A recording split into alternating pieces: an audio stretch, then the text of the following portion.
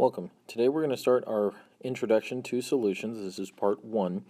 You will watch this video and then there will be a activity to follow. So if you will follow along in the notes handout, you can fill in the blanks as you watch this and enjoy. So first off, the question we have to ask is, what are solutions?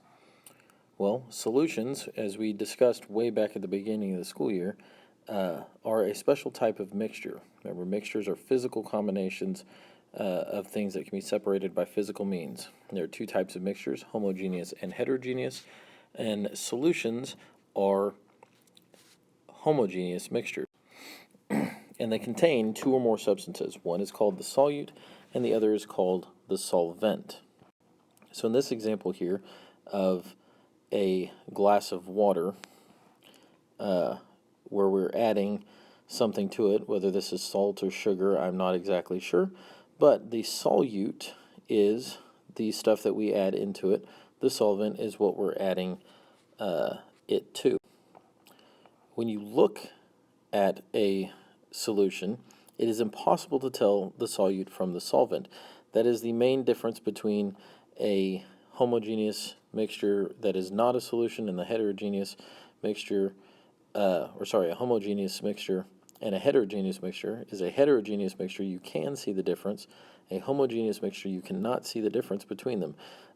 Most or all solutions are homogeneous mixtures. Not all homogeneous mixtures are technically solutions, but notice you cannot tell what's all in here. You have sugar and water. This is a mixture, but they're not mixed and dissolved together, so that gives you a solution. So now that we've discussed a little bit of the basics, let's go over some of the vocabulary involved with solutions.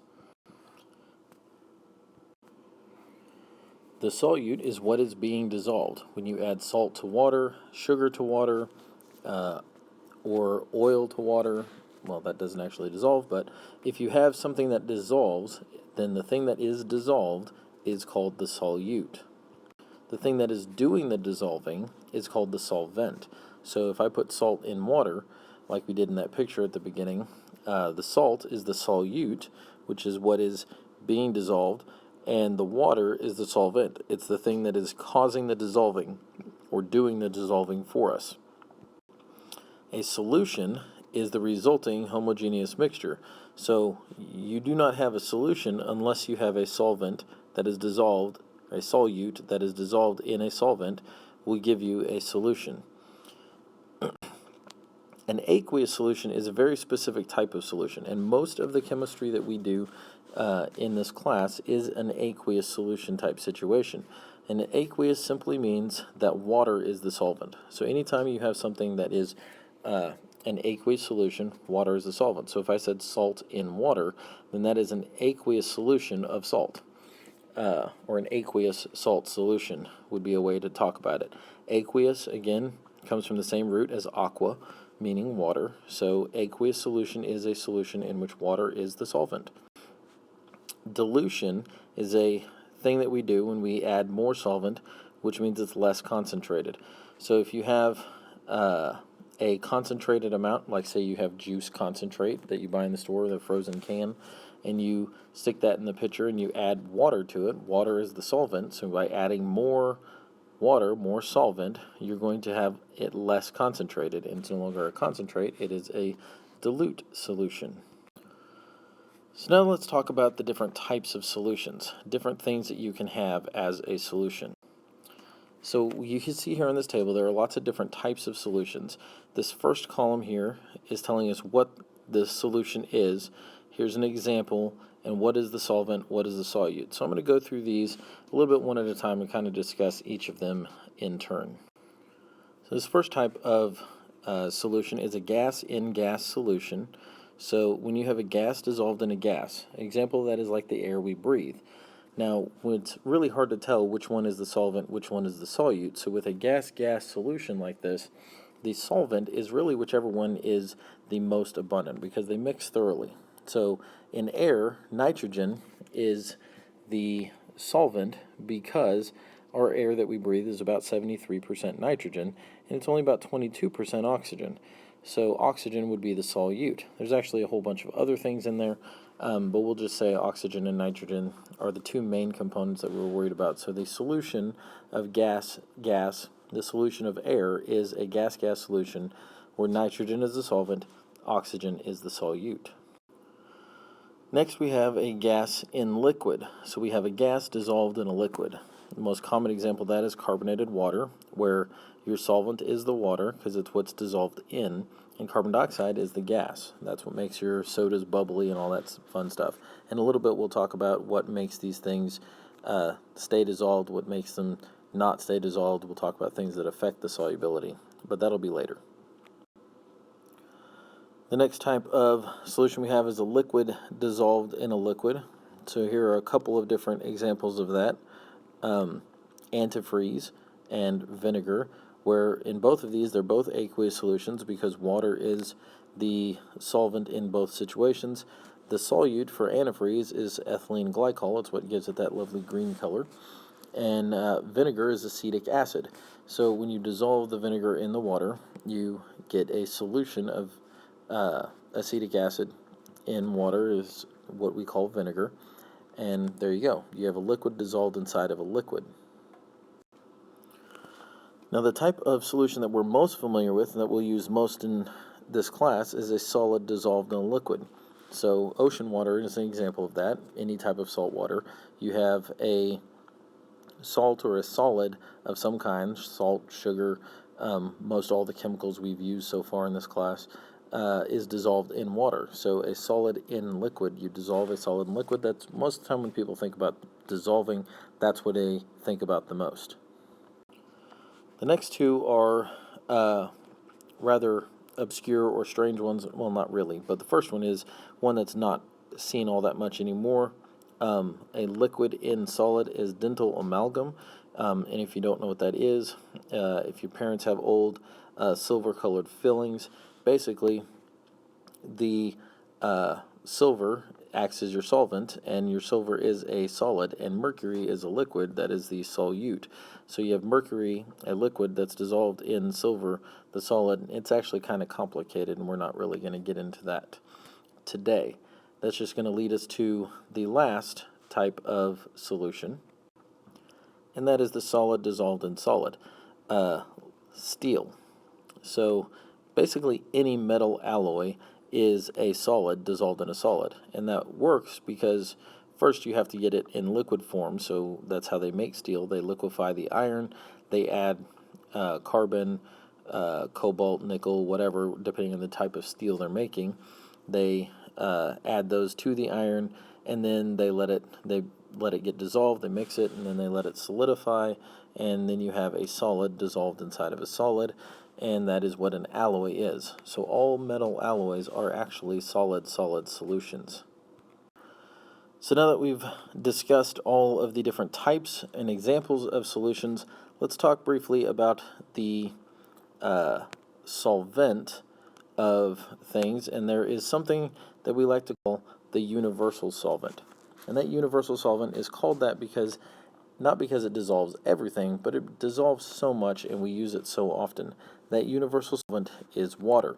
It is the most common solvent among liquid solutions, mainly because of some of the properties that water has. Water is a polar molecule. We talked about polarity a little bit when we did Vesper theory a while back, but basically polar means it has a slightly positive charge and a slightly negative charge on one side. So if you look at the picture of a water molecule, the oxygen is more electronegative, and so those electrons that it shares between the hydrogens and the oxygen, the electrons are going to spend a majority of their time around the oxygen, giving the oxygen side of the molecule a slightly negative charge. And that's going to give the hydrogens a slightly positive charge because they're going to be without electrons for a majority of the time. And so that gives a polarity where you have negative on one side, positive on the other side. So you can essentially draw a line right between the positive and the negative and cut your molecule in half. And that's what a polar molecule is. And because water is polar, it dissolves other polar ionic compounds. So the positive side of the hydrogen here is attracted to the negative part of this nitrogen, and so they're attracted to each other, and that bonding, we call it a hydrogen bond, that bonding allows the water to dissolve the nitrogen trihydride, otherwise known as ammonia. So let's look at how that works. Now you see here the dissolution or solvation of a solute. These terms, dissolution or solvation, both mean the same thing. It's basically the process of dissolving something. And this process of dissolving only happens at the surface. And that should make sense. If you think about what causes this dissolving is this polar water molecule is attracted to the ions in the sodium and the chlorine. So this is a salt crystal. But the water can only interact with the things on the outside. It can't get to the things way down here in the middle, so it has to interact with the things on the outside. And when something is completely dissolved, then the particles of the solute, like in this case the sodium and the chlorine, are completely surrounded by particles of the solvent, the water molecules. And that's why what we call solvation. It's the act of being dissolved.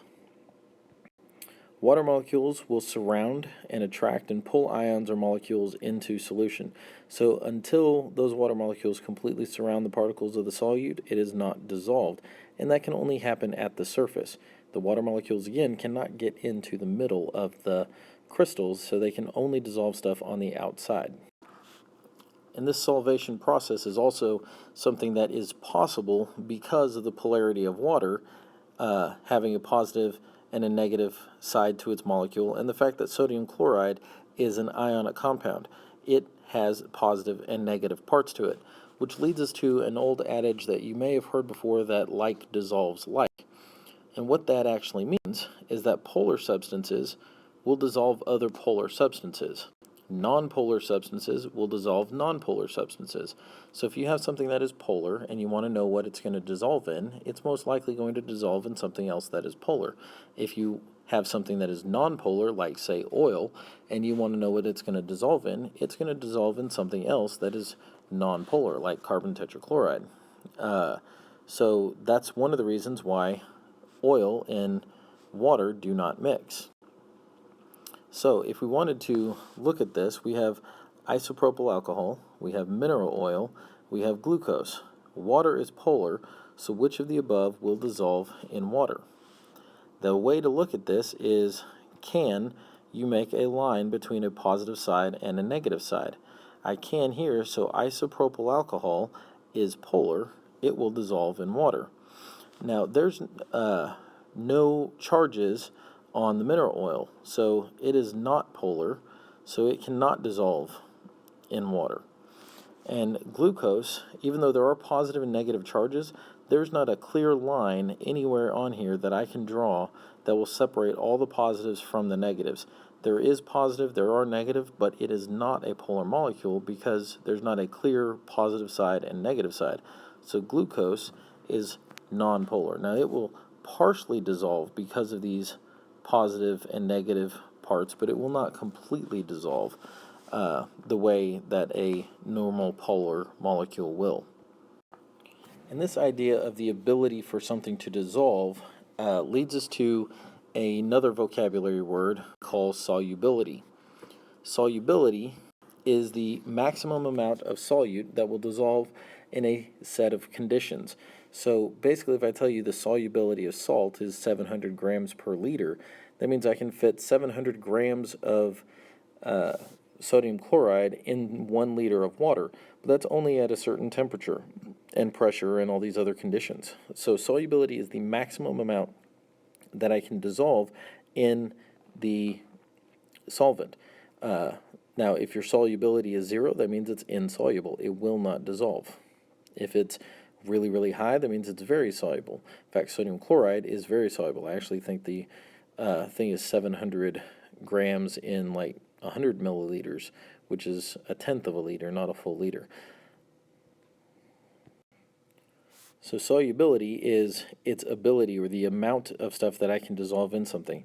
So if something is soluble, that means that it does dissolve in a solvent. So salt is soluble in water. Salt is not very soluble in some other things. Soluble, means something that does not dissolve, like oil does not dissolve in water. Oil is insoluble. Now, since water and oil are actually both liquids, there's another word that we would use would be miscible or immiscible. Miscible means that the two liquids are soluble in each other. So alcohol and water are miscible. We can mix them together. You could think of it as mixable. Immiscible are two liquids that are not soluble, like oil and water. They're immiscible. But miscible and immiscible are referring basically to liquids. Soluble and insoluble are the global terms that apply to pretty much everything. So if you can't remember miscible and immiscible, just remember that miscible means basically the same thing as soluble. We're just talking about liquids. And insoluble and immiscible both mean cannot dissolve. Just immiscible is dealing with two liquids. Now that you've watched the notes video and filled in the notes worksheet, you can take the PhET simulation activity that you have, which looks a little bit like this. The formatting is a little bit off on this one. So get started on that. There's the website that you can go to, follow the directions, and hopefully you get it all done quickly.